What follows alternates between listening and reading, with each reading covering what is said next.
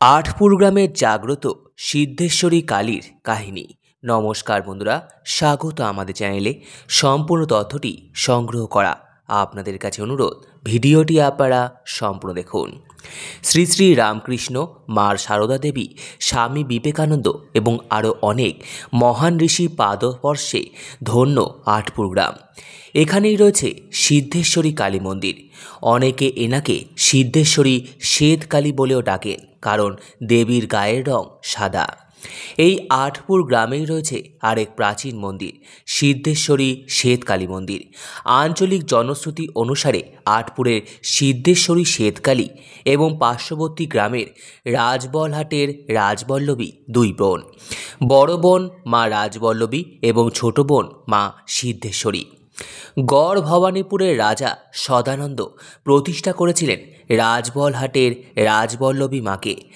সেখানকার রানী তারাদেবীকে মা সিদ্ধেশ্বরী শ্বেতকালী একদিন স্বপ্নাদেশ দেন যে আটপুরে তাকে প্রতিষ্ঠা করতে হবে।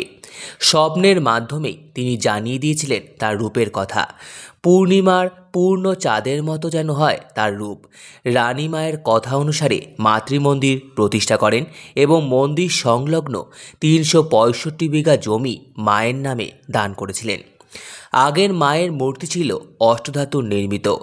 বাংলার 1400 বঙ্গাব্দে প্রাচীন মন্দির সম্পূর্ণ ধ্বংস হয়ে গেলে মাতৃভক্ত গ্রামবাসীগণ মন্দিরটি পুনর্নির্মাণ করেন।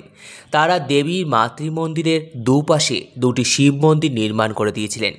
বর্তমানে সেই দুটির পুনর্নির্মাণের কাজ চলছে।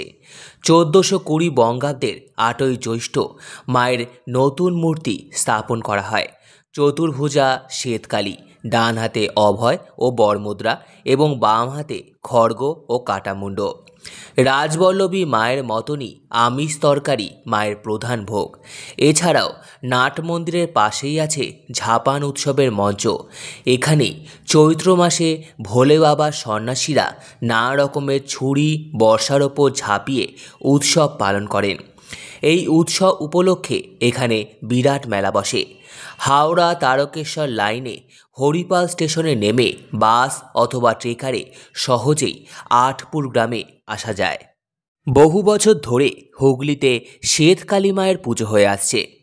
গড় ভবানীপুরের রাজা সদানন্দ প্রতিষ্ঠা করেছিলেন রাজবলহাটের দেবী রাজবল্লভীকে, আর রানী তারাদেবী স্বপ্নাদেশ পেয়ে এই সিদ্ধেশ্বরী শ্বেতকালীকে এই আটপুর গ্রামে প্রতিষ্ঠা করেছিলেন। শোনা যায় স্বপ্নে নাকি দেবী জানিয়েছিলেন তার রূপের কথা। স্থানীয়দের কাছে এই দেবী সিদ্ধেশ্বরী রাজবল্লভী মাতার বোন।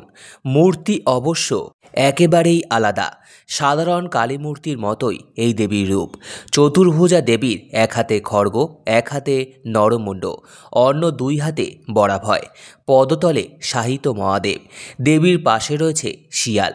এখানেও দেবীকে আমিষ ভোগ নিবেদন করা হয়। সম্পূর্ণ ভিডিওটি দেখার জন্য আপনাদের সকলকে অসংখ্য ধন্যবাদ। ভিডিওটি ভালো লেগে থাকলে লাইক, কমেন্ট, শেয়ার এবং চ্যানেলটিকে অবশ্যই সাবস্ক্রাইব করুন। ধন্যবাদ।